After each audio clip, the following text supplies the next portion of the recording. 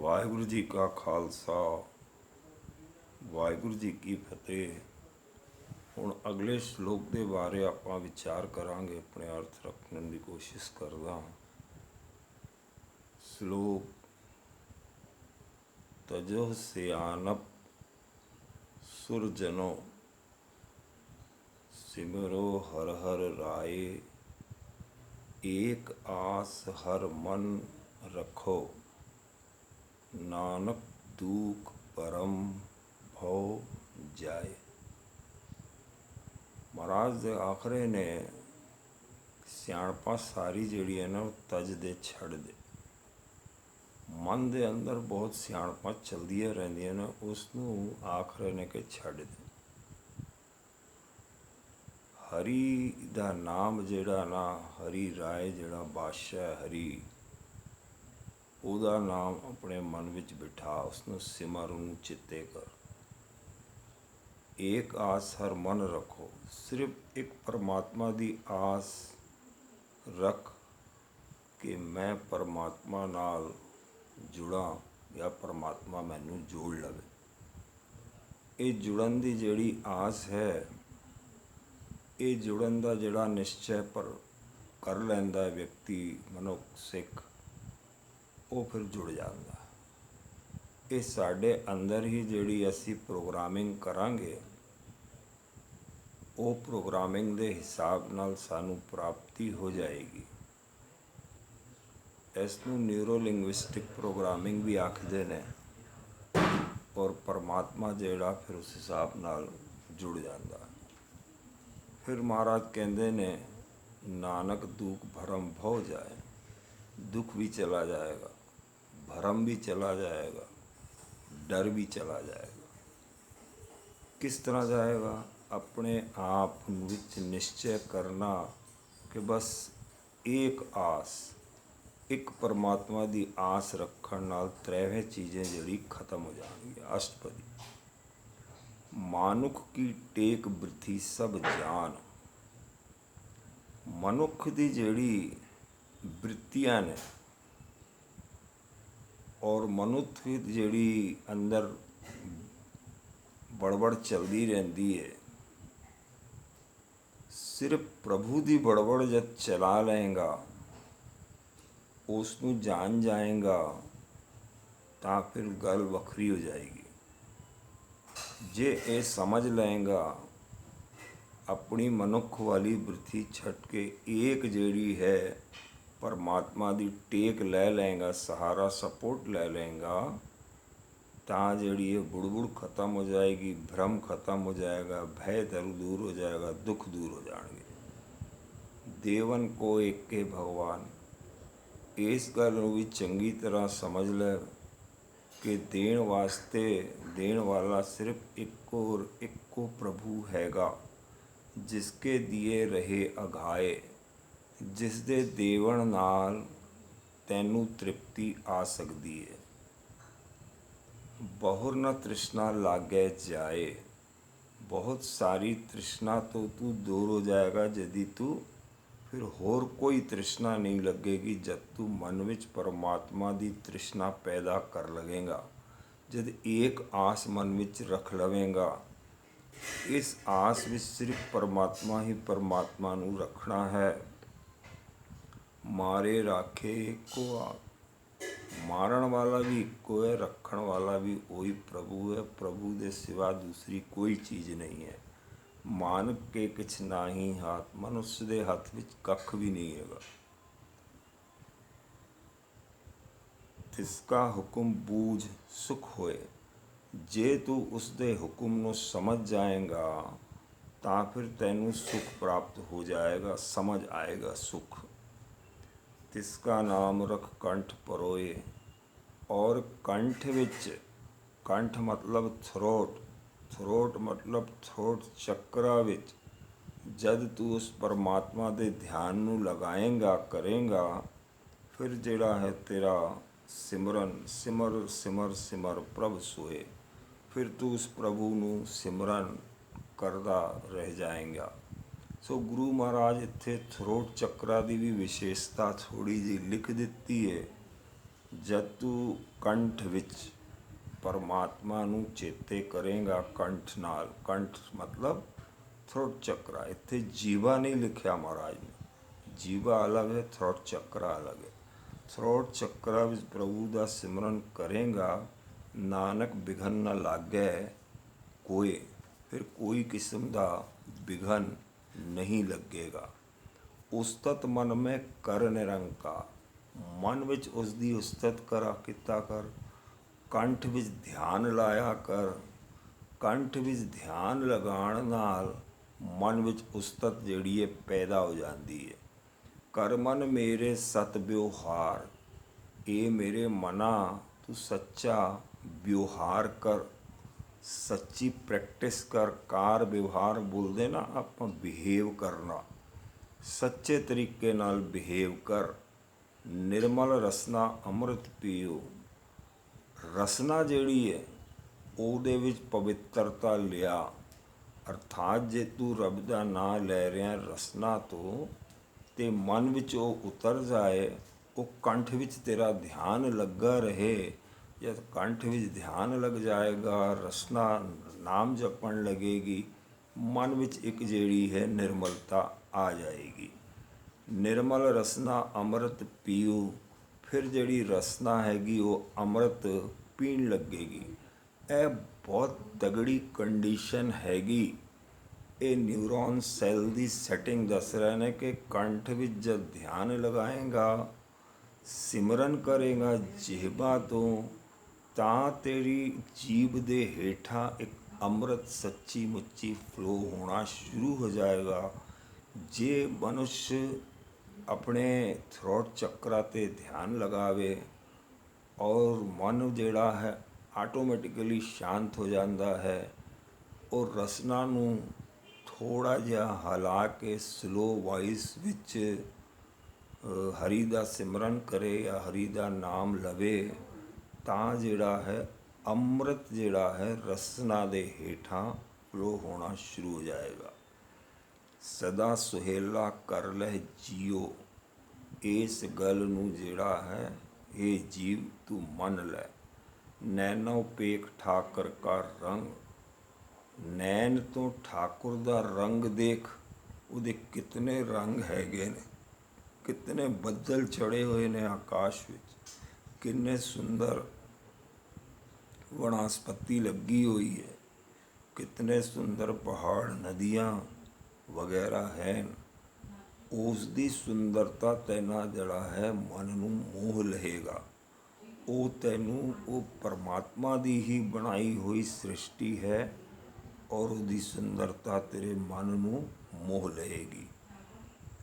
ਨੈਣਾ ਤੋਂ ਠਾਕੁਰ ਕਾ, ਇਹ ਜਿਤਨੇ ਵੀ ਰੰਗ, ਅਜੇ ਅਨੇਕਾਂ ਰੰਗ ਹਨ। ਇੱਕ ਮਾੜਾ ਜਿਹਾ 4 ਲਾਈਨਾਂ ਵਿੱਚ ਉਹਦੇ ਰੰਗ ਗਿਣਾਏ ਨਹੀਂ ਜਾ ਸਕਦੇ ਕਿ 2 ਅੱਖਰ ਮੈਂ ਸਿਰਫ ਇਹ ਉਦਾਹਰਣ ਵਾਸਤੇ, ਬੜੇ ਰੰਗ ਹਨ, ਬੜੇ ਉਹਦੇ ਕੌਤਕ ਹੈਗੇ ਨੇ।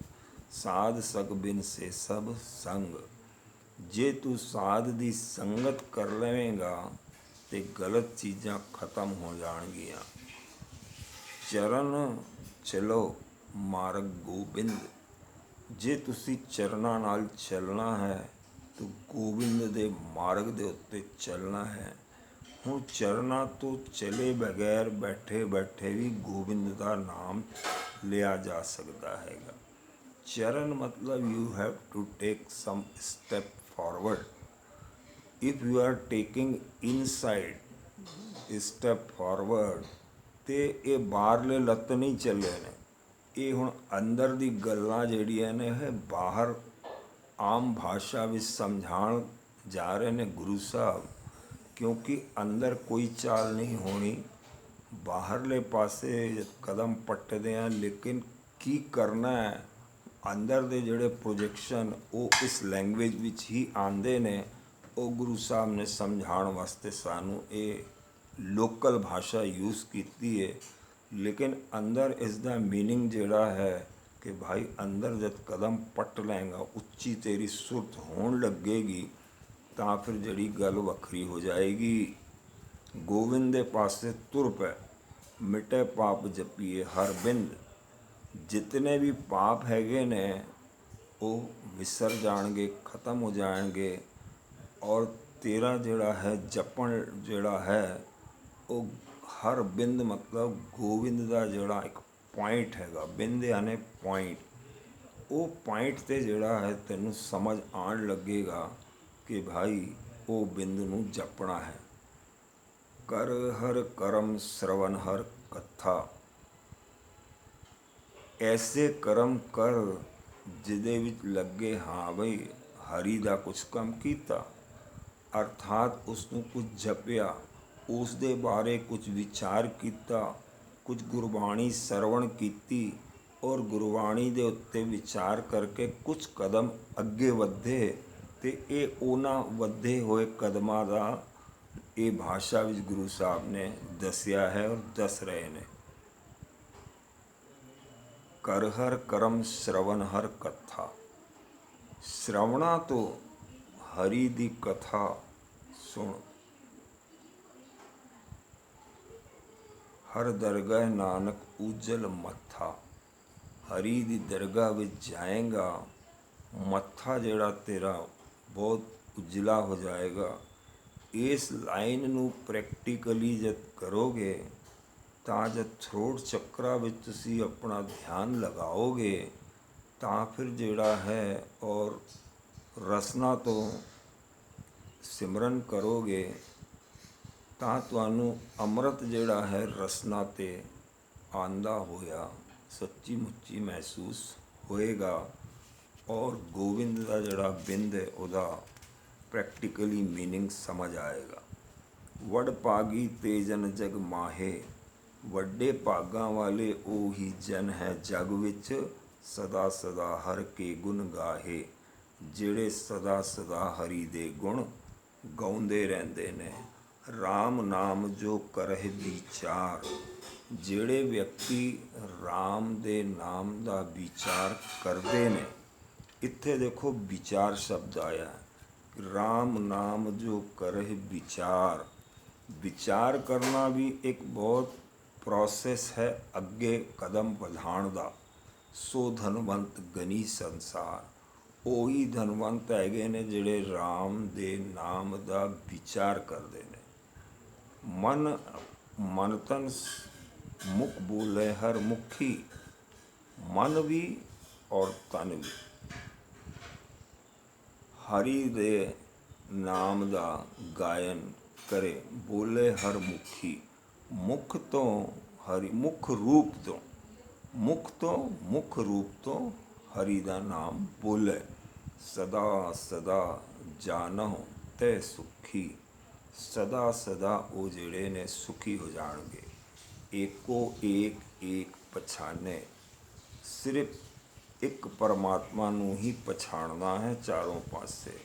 एत ओत की उस सोझी जाने, फिर इधर उधर दी सारी सोझी उसनू हो जाएगी।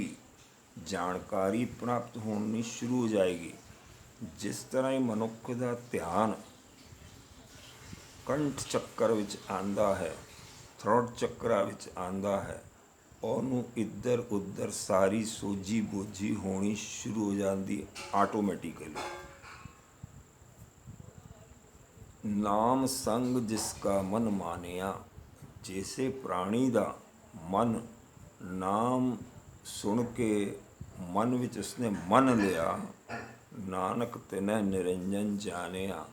उस पुरुष को फिर निरंजन जानन विच कोई दिक्कत नहीं है। एक हैगा हार्ट चक्रा, एक हैगा थ्रोट चक्रा। ये सारी विशेषता जिहड़ी महाराज ने लिखी है ये थ्रोट चक्रा के बारे लिखी है। हुण अगली लाइन में आप सरवण करांगे। गुरु प्रसाद आपन आप बुझे, ये चक्रा तो उत्ते चलन तो बाद गुरु की कृपा नाल सब कुछ अपने आप ही समझ आना शुरू हो जाता है। जिसकी जानो तृष्णा बुझे, फिर उस व्यक्ति की तृष्णा जिहड़ी है वो खत्म हो जाती है। साध संग हर हर जस कहत, साधु दे संग जिहड़ा है हरी हरी दा जस जिहड़ा है वो कहना चाहिए। साधु भी यही सिखांदा है कि हरी दा की जस हैगा। सर्व रोग ते ओ हरजन रहत, ਸਾਰੇ ਰੋਗਾਂ ਤੋਂ ਇਸ ਪ੍ਰਕਾਰ ਜਿਹੜਾ ਹਰੀ ਦਾ ਜਨ ਹੈਗਾ ਉਹ ਹਰ ਦੁੱਖ ਤੋਂ ਦੂਰ ਹੋ ਜਾਂਦਾ। ਸਾਧ ਸੰਗ ਹਰ ਹਰ ਜਸ ਕਹਿਤ, ਸਰਬ ਰੋਗ ਤੇ ਉਹ ਜਨ ਰਹਿਤ। ਸਾਰੇ ਰੋਗਾਂ ਤੋਂ ਉਹ ਦੂਰ ਹੋ ਜਾਂਦਾ ਹੈ। ਅਨ ਦਿਨ ਕੀਰਤਨ ਕੇਵਲ ਵਖਾਨ। ਹੁਣ ਉਹ ਦਿਨ ਔਰ ਰਾਤ ਜਿਹੜਾ ਨਾ ਉਹ ਕੀਰਤਨ ਦਾ ਵਖਿਆਨ ਕਰਦਾ ਰਹਿੰਦਾ। ਇਹ ਕੀਰਤਨ ਵਾਜੇ ਢੋਲਕ ਵਾਲਾ ਕੀਰਤਨ ਨਹੀਂ, ਅੰਦਰ ਜਿਹੜਾ ਕੀਰਤਨ ਵੱਜਣਾ ਸ਼ੁਰੂ ਹੋ ਜਾਂਦਾ ਹੈ ਉਹ ਕੀਰਤਨ ਅਲੱਗ ਹੈਗਾ। ਉਹਦੇ ਵਿੱਚ ਮਨੁੱਖ ਦਾ ਜਿਹੜਾ ਮਨ ਹੈਗਾ ਇੱਕ ਚਿੱਤ ਔਰ ਇੱਕ ਮਨ ਹੋ ਜਾਂਦਾ ਹੈਗਾ, ਔਰ ਜਿਹੜਾ ਜਪਾਨ ਸ਼ੁਰੂ ਹੋ ਜਾਂਦਾ ਹੈ ਉਸ ਨੂੰ ਇੱਥੇ ਕੀਰਤਨ ਆਖਿਆ ਗਿਆ ਹੈ। ਗ੍ਰਸਤ ਮਾਏ ਸੋਈ ਨਿਰਵਾਣ। ਗ੍ਰਹਸਤ ਵਿੱਚ ਰਹਿੰਦੇ ਹੋਏ ਵੀ ਬੰਦਾ ਜਿਹੜਾ ਹੈ ਉਹ ਨਿਰਵਾਣ ਰਹੇਗਾ। ਮਤਲਬ ਨਿਰਵਾਣ ਜਿਹੜਾ ਹੈ ਉਹ ਵੀ ਬਿਨਾਂ ਬਾਣੀ ਤੋਂ। ਨਿਰਵਾਣ, ਬਾਣੀ ਨਹੀਂ ਚਲੇਗੀ ਬਿਨਾਂ ਬਾਣੀ ਤੋਂ। ਇਹ ਬਹੁਤ ਉੱਚੀ ਪਦਵੀ, ਮੌਨ ਅਵਸਥਾ, ਸਮਾਧੀ ਦੀ ਅਵਸਥਾ। ਇਸ ਦਾ ਮਤਲਬ ਨਿਰਵਾਣ, ਬਿਨਾਂ ਬਾਣੀ ਤੋਂ। ਅੰਦਰ ਕਿਸੇ ਕਿਸਮ ਦਾ ਘਟ ਪਟ ਬਾਣੀ ਰੂਪ ਵਿਚਾਰ ਉਚਾਰ, ਨਾ ਚੰਗਾ ਨਾ ਬੁਰਾ, ਕੋਈ ਵਿਚਾਰ ਨਹੀਂ ਰਹੇਗਾ, ਨਿਰਵਾਣ ਹੋ ਜਾਏਗਾ। ਸਭ ਤੋਂ ਉੱਚੀ ਅਵਸਥਾ ਨਿਰਵਾਣ, ਸਮਾਧੀ ਦੀ ਅਵਸਥਾ ਸਮਝ ਲਓ। ਇਹ ਨਿਰਵਾਣ ਅਵਸਥਾ ਤਾਂ ਪ੍ਰਾਪਤ ਹੋਏਗੀ ਜਦ ਥਰੋਟ ਚੱਕਰਾਂ ਤੋਂ ਆਪਣੀ ਐਨਰਜੀ ਉੱਤੇ ਜਾਣੀ ਸ਼ੁਰੂ ਹੋ ਜਾਏਗੀ। ਗ੍ਰਸਤ ਵਿੱਚ ਰਹਿੰਦਾ ਹੋਇਆ ਵੀ ਨਿਰਵਾਣ ਹੋ ਜਾਏਗਾ, ਬਾਣੀ ਨਹੀਂ ਰਹੇਗੀ ਔਰ ਇਸ ਪ੍ਰਕਾਰ ਦੀ ਸਥਿਤੀ ਬਹੁਤ ਉੱਚੀ ਰਹੇਗੀ। ਏਕ ਉੱਪਰ ਜਿਸ ਜਨ ਕੀ ਆਸਾ, ਜਿਸ ਦੀ ਆਸਾ ਜਿਹੜੀ ਹੈ ਇੱਕ ਪਰਮਾਤਮਾ ਦੇ ਉੱਤੇ ਰਹੇਗੀ, ਤਿਸ ਕੀ ਕਟੀਏ ਜਮ ਕੀ ਫਾਸਾ। ਫਿਰ ਉਹਦੀ ਜਮ ਦੀ ਜਿਹੜੀ ਫਾਂਸ ਹੈਗੀ, ਫੰਦਾ ਜਿਹੜਾ ਹੈ ਕਿ ਆਏਗਾ ਜਮ ਰਹਿ ਜਾਏਗਾ, ਉਹ ਜਿਹੜਾ ਹੈ ਸਭ ਦੂਰ ਹੋ ਜਾਏਗਾ। ਨਾ ਜਮ ਆਏਗਾ ਨਾ ਉਹ ਆਤਮਾ ਜਾਏਗੀ। ਪਾਰ ਬ੍ਰਹਮ ਕੀ ਜਿਸ ਮਨ ਭੂਖ, ਜਿਸ ਦੇ ਮਨ ਵਿੱਚ ਪਾਰ ਬ੍ਰਹਮ ਦੀ ਭੁੱਖ ਹੈਗੀ, ਨਾਨਕ ਤਿਨੈ ਨ ਲਾਗੇ ਦੁੱਖ। ਫਿਰ ਉਸ ਨੂੰ ਕਿਸੇ ਕਿਸਮ ਦਾ ਦੁੱਖ ਨਹੀਂ ਲੱਗੇਗਾ। ਜਿਸ ਕੋ ਹਰ ਪ੍ਰਭ ਮਨ ਚਿਤ ਆਵੇ, ਜਿਸ ਵਿਅਕਤੀ ਨੂੰ ਉਹਦੇ ਮਨ ਵਿੱਚ, ਚਿੱਤ ਵਿੱਚ, ਮਨ ਵਿੱਚ ਉਹ ਆ ਗਿਆ ਪਰਮਾਤਮਾ, ਹਰ ਪ੍ਰਭ ਮਨ ਚਿਤ ਆਵੇ, ਸੋ ਸੰਤ ਸੁਹੇਲਾ ਨਹੀਂ ਡੁਲਾਵੇ। ਐਸੇ ਵਿਅਕਤੀ ਨੂੰ ਟਾਈਮ ਦਾ ਸਦਉਪਯੋਗ ਕਰਨਾ ਚਾਹੀਦਾ ਹੈ, ਟਾਈਮ ਨੂੰ ਜ਼ਾਇਆ ਨਹੀਂ ਕਰਨਾ ਚਾਹੀਦਾ। ਜਿਤਨੀ ਦੇਰ ਵੀ ਟਾਈਮ ਮਿਲੇ ਉਸ ਨੂੰ ਸੁਹੇਲਾ ਕਰ ਲਓ, ਉਹਨੂੰ ਚੰਗਾ ਸਮਾਂ ਕਰ ਲਓ, ਉਸ ਸਮੇਂ ਨੂੰ ਬਰਬਾਦ ਨਾ ਕੀਤਾ ਜਾਏ। ਇਹ ਸਲਾਹ ਜਿਹੜੀ ਹੈ ਗੁਰੂ ਅਰਜਨ ਪਾਤਸ਼ਾਹ ਦੇ ਰਹੇ ਨੇ, ਸੋ ਸੰਤ ਸੁਹੇਲਾ ਨਹੀਂ ਡੁਲਾਵੇ। ਉਸ ਨੂੰ ਰੋੜ ਨਾ ਦਿਓ, ਐਸੇ ਸਮੇਂ, ਕੀਮਤੀ ਸਮੇਂ ਨੂੰ ਰੋੜਨਾ ਨਹੀਂ ਚਾਹੀਦਾ। ਜਿਸ ਤਰ੍ਹਾਂ ਹੀ ਮਨ ਵਿੱਚ ਆਇਆ ਕਿ ਭਈ ਮੈਂ ਪਰਮਾਤਮਾ ਦੇ ਉਹਦੇ ਵਿੱਚ ਜਪ ਲਵਾਂ, ਥੈਂਕ ਯੂ ਕਰ ਲਵਾਂ ਜਾਂ ਕੁਝ ਵੀ ਕਰ ਲਵਾਂ, ਅਤੇ ਉਸ ਨੂੰ ਤੁਰੰਤ ਜਿਹੜਾ ਹੈ ਥੈਂਕ ਯੂ ਜਾਂ ਚੇਤੇ ਕਰ ਲੈਣਾ ਚਾਹੀਦਾ ਹੈ। ਜਾਂ ਮਨ ਆਇਆ ਮੈਂ ਪਾਠ ਕਰ ਲਾਂ ਤਾਂ ਪਾਠ ਕਰ ਲੈਣਾ ਚਾਹੀਦਾ। ਮਨ ਆਇਆ ਮੈਂ ਗੁਰਬਾਣੀ ਸੁਣ ਲਵਾਂ ਅਤੇ ਗੁਰਬਾਣੀ ਸੁਣ ਲੈਣੀ ਚਾਹੀਏ। ਸੋ ਸੇਵਕ ਕਉ ਕਿਸ ਤੇ ਡਰੇ, ਉਸ ਨੂੰ ਕਿਸੇ ਤੋਂ ਡਰਨ ਦੀ ਲੋੜ ਨਹੀਂ ਹੈ। ਜੈਸਾ ਸਾ ਤੈਸਾ ਦ੍ਰਿਸ਼ਟਾਇਆ, ਤੁਹਾਨੂੰ ਜੋ ਵੀ ਦਿਖਾਇਆ ਗਿਆ ਹੈ, ਜਿਸ ਤਰ੍ਹਾਂ ਦਾ ਪ੍ਰਭੂ ਹੈ ਉਸੇ ਤਰ੍ਹਾਂ ਦਾ ਦਿਖਾਇਆ ਗਿਆ ਹੈ।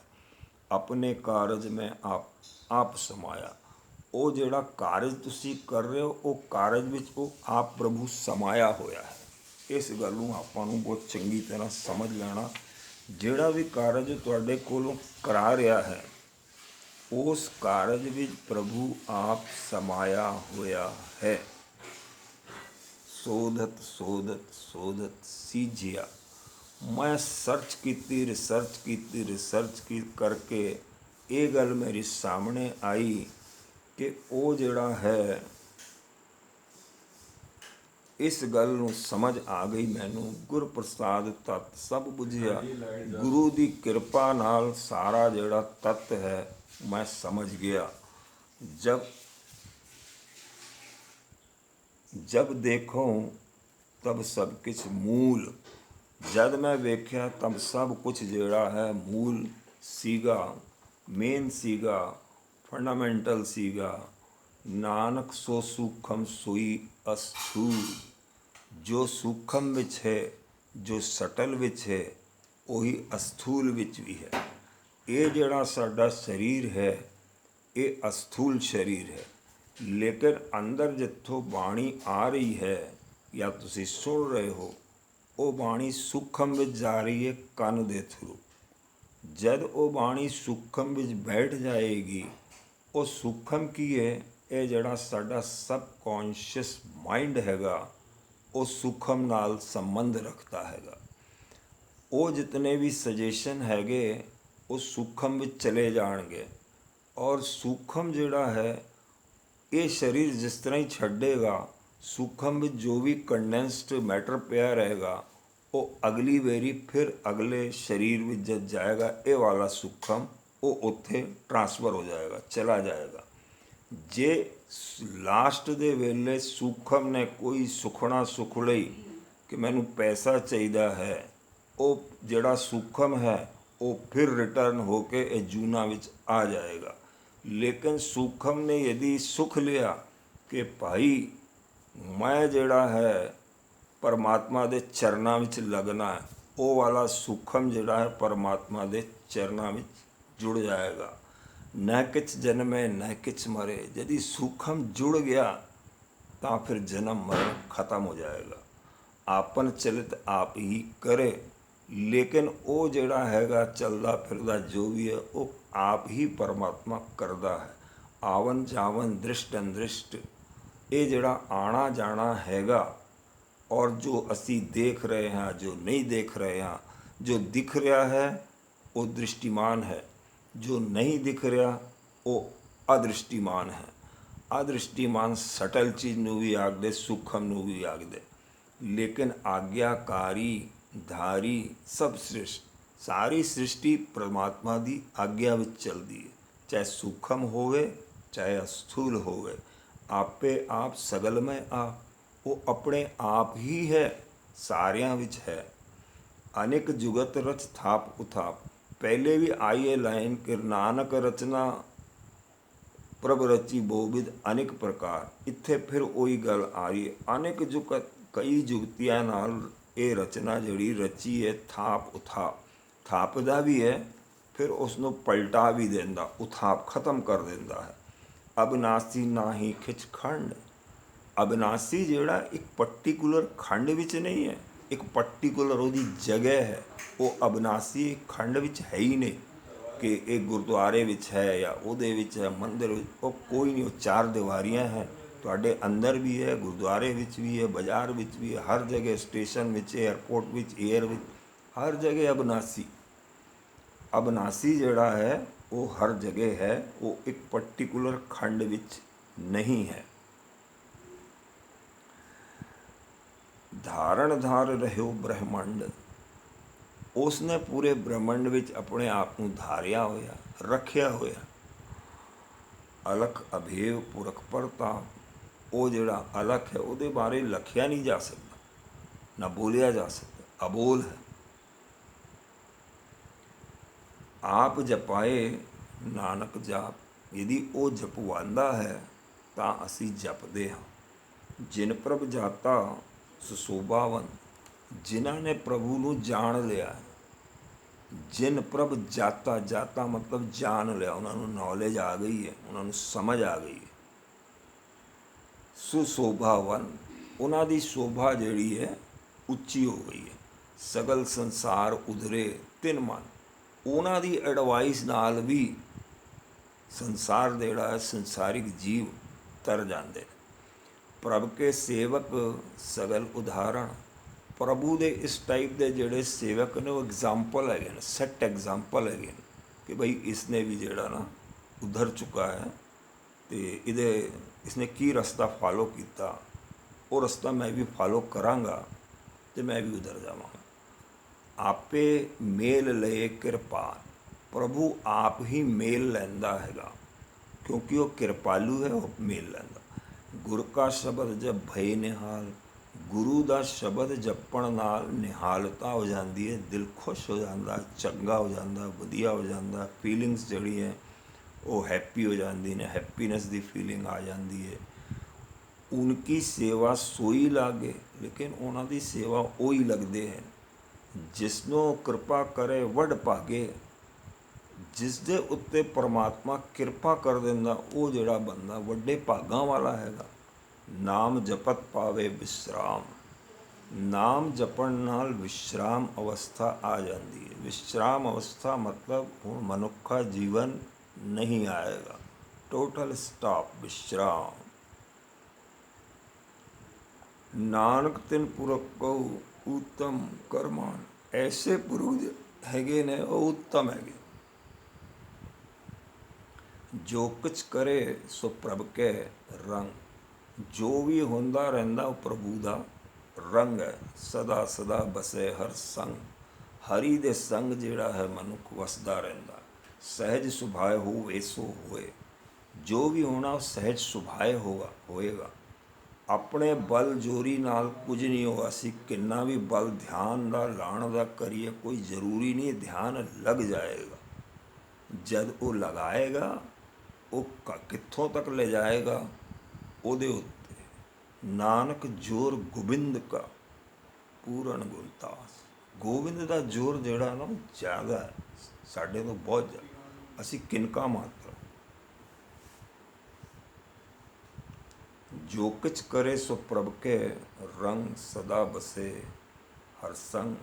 ਸਹਿਜ ਸੁਭਾ ਹੋਵੇ ਸੋ ਹੋਏ, ਕਰਨੇ ਹਾਰ ਪਛਾਣੇ ਸੋਏ। ਉਹ ਕਰਨਹਾਰ ਹੈ, ਉਹ ਪਛਾਣ ਵਾਲਾ ਹੈ। ਪ੍ਰਭ ਕਾ ਕੀਜਨ ਮੀਠ ਲਗਾਨਾ, ਪ੍ਰਭੂ ਦਾ ਜੋ ਵਿੱਚ ਕੀਤਾ ਰਹਿੰਦਾ ਹੈ ਉਹ ਮਿੱਠਾ ਲੱਗਦਾ।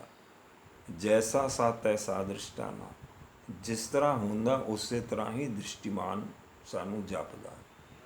ਜਿਸ ਤੇ ਉਪਜੇ ਤਿਸ ਮਾਹਿ ਸਮਾਏ, ਜਿਸ ਤੋਂ ਅਸੀਂ ਉਪਜੇ ਹਾਂ ਉਹਦੇ ਵਿੱਚ ਹੀ ਸਮਾ ਜਾਂਦੇ ਹਾਂ।